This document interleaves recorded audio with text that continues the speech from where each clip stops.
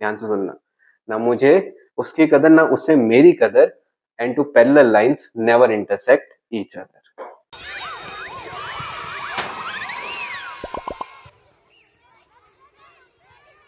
Hello class 10th। तो पिछली video में हम तुमसे मिले थे पॉलिनोमियल की सुपर 30 सीरीज में, जिसको कि तुमने पढ़ के बताया कि हमें वो सीरीज अच्छी लग रही है। तो अब हम शुरू कर रहे हैं क्लास 10th के अगले चैप्टर को, जिसका नाम है linear equation in two variable. एक ऐसा चैप्टर जो बहुत ज्यादा इंपॉर्टेंट भी है और बहुत ईजी भी है हमारे लिए।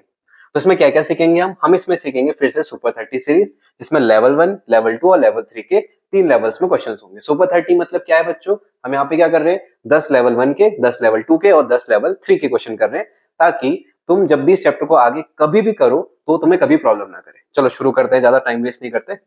पहले हमें क्या समझ लेना चाहिए कि एक लीनियर इक्वेशन जो होती है उसकी जनरल फॉर्म क्या होती है, ax plus by plus c, जिसमें a b c जो होंगे हमारे वो रियल नंबर्स होंगे। उसके बाद किसी भी लीनियर इक्वेशन को अगर 2 वेरिएबल्स है तो सॉल्व करने के लिए 2 इक्वेशंस की जरूरत पड़ेगी। अगर लीनियर इक्वेशन इन 1 वेरिएबल है तो उसको एक इक्वेशन आप सॉल्व कर सकते हो, ठीक है। इसकी जो लाइन आती है लीनियर इक्वेशन इन 1 वेरिएबल की, तो वो एक स्ट्रेट लाइन आती है, ठीक है। उसके बाद आपको ये चीजें पता होनी चाहिए, जब ग्राफिकल में क्वेश्चंस आते हैं रिप्रेजेंटेशन के साथ, तो आपको क्या याद रखना है, अगर 2 इक्वेशंस हैं तो अगर a1 अपॉन a2 और b1 अपॉन b2 इक्वल नहीं है, इसका मतलब वो लाइन में सिर्फ आपको एक ही सॉल्यूशन मिलेगा। मतलब इसका एक यूनिक सॉल्यूशन आपको मिल जाएगा, x की एक वैल्यू मिल जाएगी और y की भी आपको एक वैल्यू मिल जाएगी। दूसरा, ये कंसिस्टेंट होगा और लाइनें जो होंगी वो एक दूसरे को इंटरसेक्ट करेंगी। ग्राफ जब भी बनेगा वो ग्राफ एक दूसरे को कट कर जाएगा, ठीक। उसके बाद अगर a1 upon a2, b1 upon b2 और c1 अपॉन c2 इक्वल हुए तो इसके इनफाइनाइट मेनी सॉल्यूशन होंगे, कोई पर्टिकुलर सॉल्यूशन नहीं होगा। और लाइन कंसिस्टेंट और डिपेंडेंट तो होगी, पर लाइन कोइंसिडेंट होगी। कोइंसिडेंट मतलब एक लाइन ठीक दूसरी लाइन की क्या चलेगी, फिर वो ऊपर चलेगी, ठीक है। जैसे एक लाइन चल रही है तो जो अगली लाइन है बच्चों वो भी फिर इसी के ठीक ऊपर चलेगी, इसका ये मतलब हुआ, ठीक है। अगर a1 upon a2 b1 upon b2 के इक्वल है पर c1 अपॉन c2 के इक्वल नहीं है, इसका मतलब वो पैरेलल है, और पैरेलल लाइन कभी कट करती नहीं है तो उसका कोई सॉल्यूशन भी नहीं निकलेगा और वो इनकंसिस्टेंट होगी। पैरेलल के साथ तो तुम्हें पता ही है ना कि एक फेमस सी शायरी है, उसके साथ क्या कही जाती है कि ना उसे मेरी कदर ना मुझे उसकी कदर। ध्यान से सुनना, ना मुझे उसकी कदर ना उसे मेरी कदर, and two parallel lines never intersect each other. That means कि इनके कोई भी सॉल्यूशन नहीं निकलेंगे। अगर एक लाइन ऐसे जा रही है तो दूसरी फिर ऐसे चली जाएगी, तो ये कभी एक दूसरे को कट नहीं करेंगे, तो उसके कोई सॉल्यूशन नहीं निकलेंगे और वो भी क्या होगा, इनकंसिस्टेंट। तो आप थोड़ा सा डिस्कस करते हैं किस तरीके से आप इक्वेशंस को सॉल्व करोगे। सबसे पहले आपके पास होता है ग्राफिकल सॉल्यूशन, ठीक है। उसको कैसे यूज करते हैं, देखो ये 2 इक्वेशंस दिए, सबसे पहले इनके 2 कोऑर्डिनेट के पॉइंट निकाल लेते हैं। अगर हम x को 0 रखेंगे तो y की वैल्यू यहाँ पे 8 आएगी, और इसमें अगर y को 0 रखेंगे तो x को 8 आएगा। तो ध्यान रखना, सबसे पहले 0 पुट करने की कोशिश करना, उससे इजी हो जाता है क्वेश्चन। हाँ, अगर x को भी 0 रखेंगे तो y भी 0 आ जाए, तो उसके अलावा फिर कुछ दूसरा नंबर भी रख लेना साथ में, ठीक है। चलो x को 0 रखा तो y की वैल्यू यहाँ पे -4 आएगी, और अगर y को 0 रखा तो x की वैल्यू 4 आएगी। अब इसको यहाँ पे पुट करते हैं, ठीक है। चलो ये पॉइंट नहीं है, ये थोड़ा पहले का कोई क्वेश्चन था। अब देखो, सबसे पहले हम x की वैल्यू को रखेंगे। अगर हम x को रखते हैं 0 तो y की वैल्यू मुझे 8 रखनी पड़ेगी, ये रहा। और अगर मैं y को रखता हूँ 0 तो x की वैल्यू मुझे 8 रखनी पड़ेगी, तो ये रहा। यानी कि ये लाइन कुछ ऐसे ज्वाइन कर लेना है इनको एग्जाम में, ठीक है। बात समझ में आ रही है। चलो उसके बाद यहां से इसकी इक्वेशन भी लिख दो कि x प्लस वाई की जो वैल्यू हो कितनी होगी, 8 होगी। अब इसको सॉल्व करते हैं। x को 0 रखा, चलो तो x को रखते हैं 0 तो y की वैल्यू -4 ये आ गई। और अगर x को 4 रखेंगे तो y की वैल्यू 0 आने वाली है, तो यानी कि ये पॉइंट ये होना चाहिए। इनको भी ज्वाइन कर लो, स्ट्रेट लाइन ज्वाइन करना बिल्कुल इस तरीके से।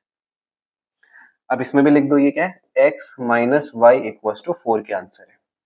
अब यहाँ पे क्या करना है तुमने, अब तुम्हें यहाँ से ज्वाइन करना है। देखो जहां पे भी पॉइंट कट होगा वहां पे ज्वाइन करना है। जैसे ये कट हो गया यहाँ से नीचे को आएगा ऐसे, ठीक है। थोड़ा सा ग्राफ इधर हो गया, यही पे कट होगा। अगला पॉइंट देखो यहाँ पे आएगा ऐसे, और जहां पे दोनों लाइनें कट होंगी वही तुम्हारा सॉल्यूशन भी होगा।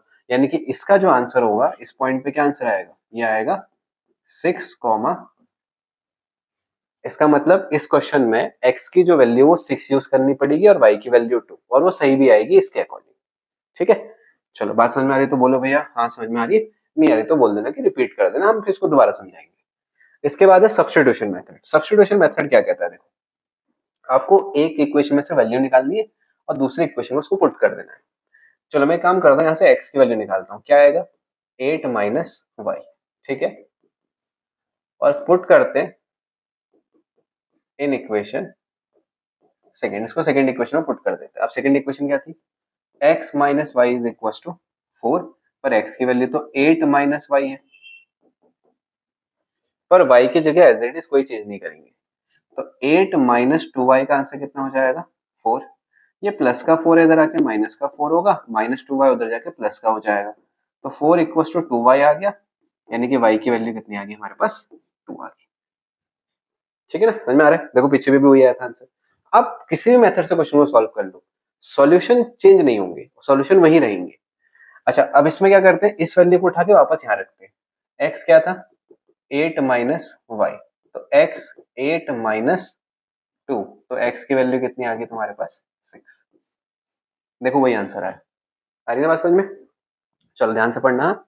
अगला देखो, अब कौन सा मेथड है, एलिमिनेशन। एलिमिनेशन में आप क्या डिसाइड करते हो कि आप x और y में से किसी एक को कट करने की कोशिश करोगे, किसी को भी, तुम्हारी मर्जी। कट करते हुए क्या ध्यान दोगे, सबसे पहले आप ये ध्यान देना कि उनके जिसको भी तुम कट करना चाहते हो उसके आगे के नंबर्स पहले तो सेम होने चाहिए। जैसे मान लो मैं y को कट करना चाहता हूँ, y का भी क्वेश्चन लिखा तो 1, इसके आगे भी क्वेश्चन लिखा तो 1। बस ये ध्यान रखना है कि एक प्लस में होना चाहिए और एक माइनस में होना चाहिए, तभी कटेंगे, वरना नहीं कटते। जैसे देखो अगर तुम x को काटना चाहते हो तो ये x, ये भी x, इसके आगे भी 1, इसके आगे भी 1, नंबर तो सेम है पर अपोजिट साइन नहीं है, तो ये नहीं कटेंगे। इसको काटने के लिए आपको साइन को चेंज करना पड़ेगा। ठीक है, समझाता हूँ कैसे। देखो पहले पहले मान लो मैं इनको सॉल्व करता, ठीक है, एग्जाम में तुम ऐसे लिखना, तुमने लिखा सॉल्विंग इक्वेशन 1 एंड इक्वेशन 2, तो देखो x plus y is equal to 8, x minus y is equal to 4, y से y कट गया क्योंकि प्लस माइनस था, x प्लस एक्स 2x हो गया, आंसर हो गया 12, तो x की वैल्यू आ गई 6। अब चाहो तो इस 6 को यहाँ किसी भी इक्वेशन में रख लो, सॉल्व कर लो, ऑटोमेटिकली y की वैल्यू 2 आ जाएगी। नहीं पर मैं तुम्हें तरीका एक और बता रहा हूँ, मतलब इसी को दोबारा एलिमिनेशन करते हैं। देखो x प्लस वाई का आंसर था 8, x माइनस वाई का आंसर था 4। अब तुम चाहते हो तुम्हें y का आंसर निकालना है, तो तुम x को काटना चाहोगे तो साइन चेंज कर दो। देखो जैसे प्लस के है तो तुम्हें क्या करना है, इसके अपोजिट साइन का यूज कर देना है, माइनस प्लस, ये प्लस होगा तो ये भी। अब काटो, plus x minus x cut गया, y plus y 2y, 8 minus 4 कितना बचेगा 4, तो y की वैल्यू क्या हो जाएगी। अरे बात समझ में, मतलब अगर डायरेक्टली साइन ऑटोमेटिकली क्वेश्चन में पहले से अपोजिट है तो कोई जरूरत नहीं है चेंज करने की, लेकिन अगर अपोजिट नहीं है तो पहले चेंज करो फिर सॉल्व करो। ठीक है, चलो तो ये मेथड से अब आप में आ जाते हैं अपने क्वेश्चंस की तरफ को। अभी हम शुरू कर रहे हैं यहाँ पे पहले, सबसे पहले लेवल 1, ठीक है, फिर हम लेवल 2 पे जाएंगे, फिर लेवल 3 पे जाएंगे। तो हमने मिक्सअप कर रखे हैं क्वेश्चन, लेवल 1 में बहुत इजी क्वेश्चन है, लेवल 2 में थोड़ा सा गया है, लेवल 3 में लेवल 1 और लेवल 2 के दोनों कॉन्सेप्ट मिक्स करके हम लेवल 3 बनाएंगे। ठीक है, चलो तो हर लेवल में तुम्हें 10 क्वेश्चन मिलेंगे करने को। सबसे पहले इस क्वेश्चन में क्या पूछा है तुमसे, इन्होंने ये पूछा है अगर 2x ये प्लस है इसको इधर ले आओ, माइनस 5y ये भी प्लस है इसको भी इधर ले आओ। ठीक है, पहले एक जनरल फॉर्म बना लेना, इसको भी लिख लो, 6 इधर आके माइनस का हो जाएगा, 15 तो अपनी जगह पे एज इट इज ही है, कोई चेंज नहीं करना, माइनस 18 इधर आके प्लस 18 हो जाएगा, नेट आंसर फिर से 0। तुम्हें बताना है कि इनमें से किस लाइन को रिप्रेजेंट कर रही है। अभी थोड़ी देर पहले इसका कॉन्सेप्ट पढ़ाया था, सॉल्व करके देखते हैं। पहले a1 अपॉन a2 निकालते हैं, जो कि आएगा 2 अपॉन माइनस 6 यानी कि माइनस 1 अपॉन, फिर निकालोगे b1 अपॉन b2 यानी कि माइनस 5 अपॉन 15 जो कि आएगा माइनस 1 अपॉन, फिर निकालोगे c1 अपॉन c2 यानी कि माइनस 6 अपॉन 18 और जो कि आएगा माइनस 1 अपॉन। तुम ध्यान रखना जब भी तुम इन नंबर्स को लिखोगे तो साइन का यूज जरूर कर लेना, जैसे इनके अगर माइनस है तो माइनस का यूज करना। बहुत बार बच्चे गलती से माइनस छोड़ देते हैं, वो गलती मत करके आना, ये कॉमन गलती है। ठीक है, अब देखो a1 upon a2 is equal to b1 upon b2 is equal to c1 upon, आज बात समझ में। देखो a1 upon a2 equal to b1 upon b2 equal to c1 upon c2, अगर ये बराबर है तो अभी तुम्हें क्या पढ़ाया था कि लाइन क्या होगी, ये कोइंसिडेंट लाइन होगी। A1/A2 अगर B1/B2 के बराबर है और वो C1/C2 के बराबर भी है तो वो कैसी लाइन होगी? कोइंसिडेंट लाइन होगी। Okay, the pair of equation is, फिर पूछा है कंसिस्टेंट है, इनकंसिस्टेंट है, वन सॉल्यूशन आएगा या मेनी सॉल्यूशन आएंगे। चलो देखते हैं। सबसे पहले इक्वेशन क्या लिखिए? 3x/2 5y/3 प्लस 7 को इधर लाके माइनस कर लेते हैं। 9x प्लस 10y प्लस 14 इधर आके माइनस 14। चेक करो A1/A2 को, मतलब 3/2। नीचे क्या लिखा हुआ है? नहीं, A1 की जगह पे कितना आ गया? 3/2। A2 की जगह पे कितना आ गया? 9। ये सॉल्व करके कितना आ जाएगा? इससे 3 बार कट जाएगा तो 3 2 जा 6। चलो B1/B2 चेक करते हैं। हाँ, 5/3 और साथ में 10 यानी कि 1/6। ठीक हो गया? चलो C1/C2, तो C1/C2 माइनस 7/-14 यानी कि आंसर आ गया। तो इस समय क्या समझ में आ रहा है हमें कि A1/A2 इक्वल तो है B1/B2 के, पर नहीं इक्वल है C1/C2। अब अगर ये C1/C2 के इक्वल नहीं है, इसका मतलब ये पैरेलल है, और पैरेलल वाली क्या होती है हमारे पास? इनकंसिस्टेंट। ठीक है, तो ये आंसर क्या हो जाएगा हमारे पास? इनकंसिस्टेंट। चलो, अब पेयर ऑफ इक्वेशन आर, अब तुम्हें बताना है कि पेयर ऑफ इक्वेशन क्या है, परपेंडिकुलर है, पैरेलल है, इंटरसेक्टिंग है या कोइंसिडेंट है। देखो, परपेंडिकुलर के लिए तो अभी हमने ऐसे कोई कंडीशन पढ़ी नहीं थी, A1/A2 या B1/B2 वाली कोई कंडीशन नहीं पढ़ी ना, तो इसको तो हम ऐसे नेग्लेक्ट करेंगे।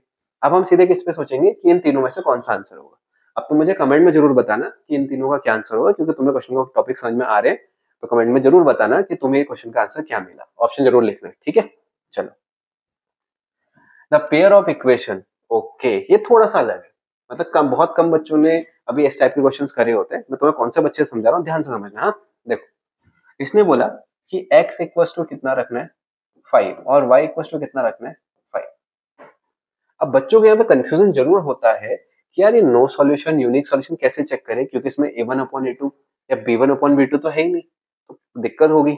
ध्यान समझो कैसे करना, बहुत इजीली बता दे रहा हूँ, याद कर लोगे तो और इजी होगा। जैसे मान लो ग्राफ है, यहाँ पर कितना आएगा? 5, ऐसे ही 0 है तो यहाँ पे भी कितना आएगा? आएगा ना। ऐसे नंबर ऊपर नीचे तो लिखोगे, मतलब 0 1 2 3 4 5। आ रही बात समझ में? 0 1 2 3 4 5 आ रहा है ना समझ में? ठीक है, चलो चलो ना आगे को। हाँ ठीक है, देखो अब क्या करना है, अगर x इक्वल्स टू 5 है तो लाइन ऐसे जाएगी, ऐसे, और अगर y इक्वल्स टू 5 है तो लाइन ऐसे जाएगी। क्या बात समझ में आ रही तुम्हें? कट तो पक्का कर रही है, जिस पॉइंट पे कट करेंगी वो x पे 5 है और y पे भी, मतलब कट तो करेंगी भाई, ऐसा नहीं है कट नहीं करेंगी, कट तो करेंगे यहाँ पे, यानी कि इसका आंसर तो निकल रहा है यहाँ पे। अब यहाँ पे देखो, नो सॉल्यूशन हो नहीं सकता, यूनिक सॉल्यूशन हो नहीं सकता, सॉरी यूनिक सॉल्यूशन हो सकता है, मैनी सॉल्यूशन नहीं हो सकता, ओनली 0,0 नहीं, 0,0 नहीं, 5,5 आंसर हो सकता था। तो अब देखो, ये होने होगा नहीं, ये भी नहीं होगा, ये भी नहीं होगा, तो बचा क्या ऑप्शन में तुम्हारे पास? ये बी ऑप्शन। कौन सा वाला? Unique solution. अगर ध्यान रखना, अगर वहां ऐसा लिखा होता ओनली 5,5 तो वो बेस्ट आंसर होता, पर इसमें ओनली 5,5 नहीं लिखा हुआ है, इसलिए मैं इसमें यूनिक सॉल्यूशन को टिक करके जाऊंगा। समझ में आ रही बात? एग्जाम के लिए अगर 5,5 लिखा हो तो आप इसी को ही टिक मारोगे, नहीं लिखा है तो कहानी खत्म है, फिर आप यूनिक सॉल्यूशन को टिक मार दोगे।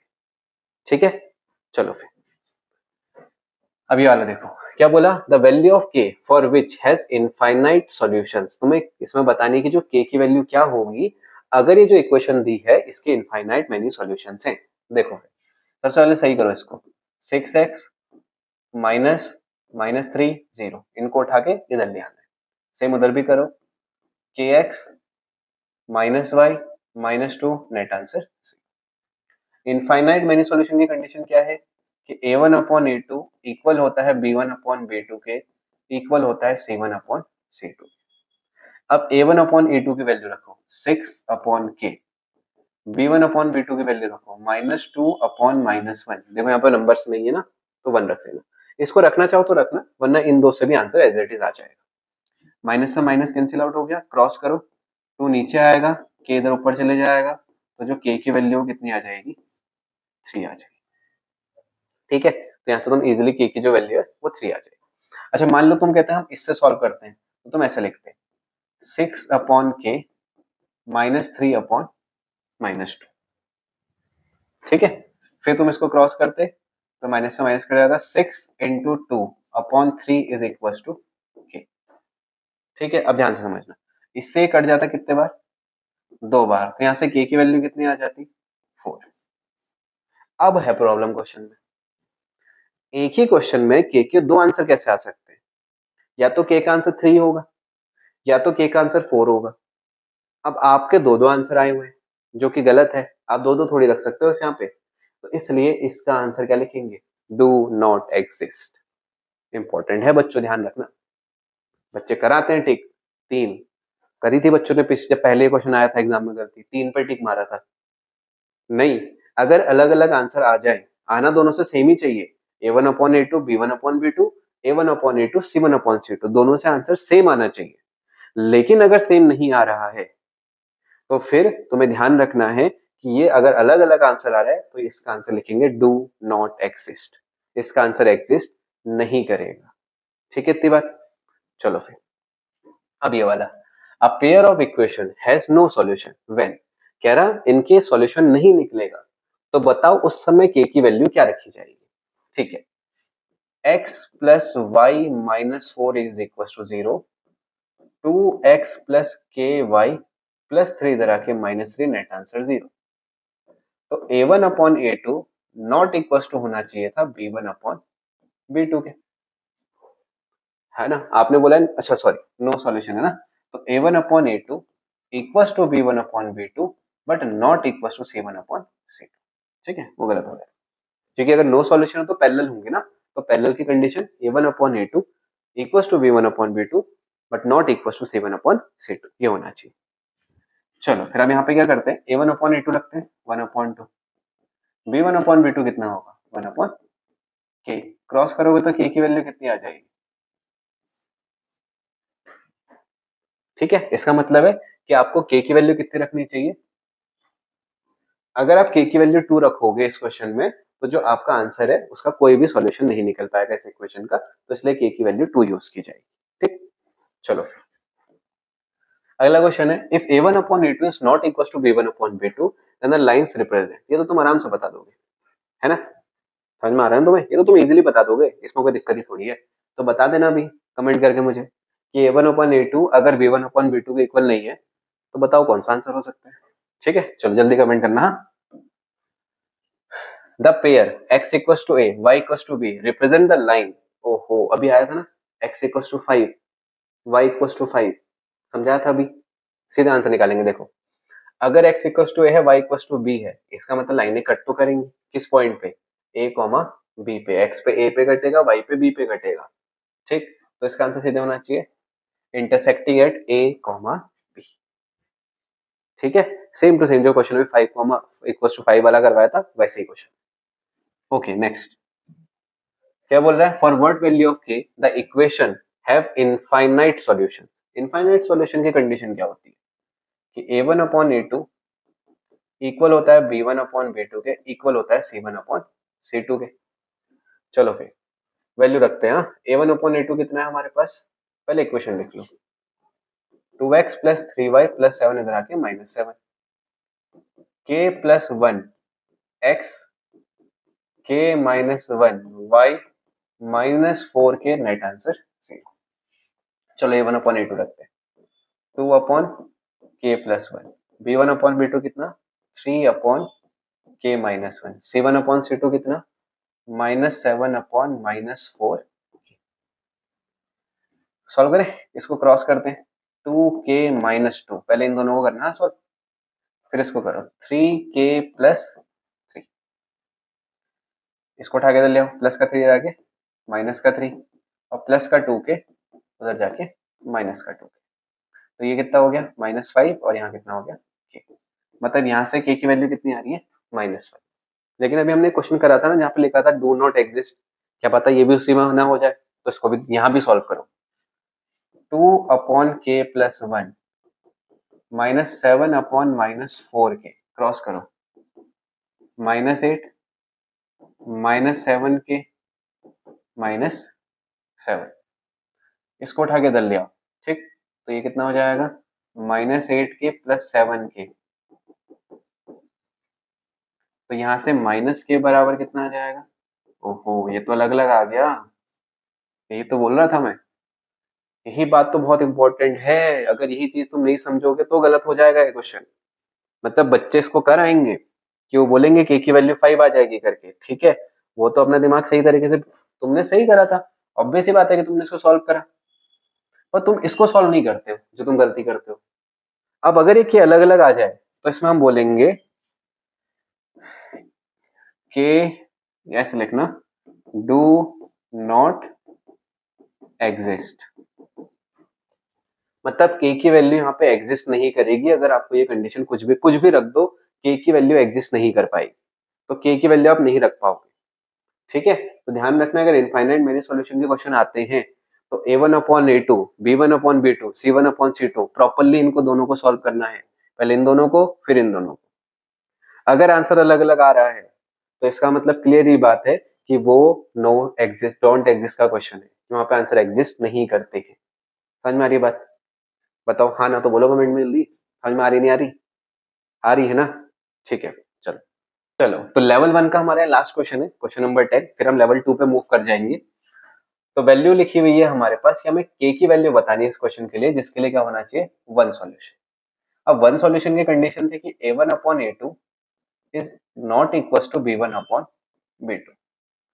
चलो फिर वैल्यू रखते हैं। हाँ, a1 की वैल्यू कितनी है हमारे पास 1, a2 की वैल्यू कितनी है 3, b1 की वैल्यू कितनी है 2 और b2 की वैल्यू कितनी है हमारे पास k। क्रॉस करो, k does not equal to, इसका मतलब k की कोई भी वैल्यू रख लो एक्सेप्ट 6, ठीक है। तो k क्या होगा, एनी नंबर अदर देन 6, ठीक है। 6 के अलावा तुम k की कोई भी वैल्यू रख लो, तुम्हारा आंसर सही है, पर k की वैल्यू आपको 6 वहां पे नहीं रखनी, ठीक है। समझ में आ रहा है तुम्हें, है ना। चलो फिर लेवल 1 को यहाँ पे रोकते हैं, अब लेवल 2 पे मूव करेंगे।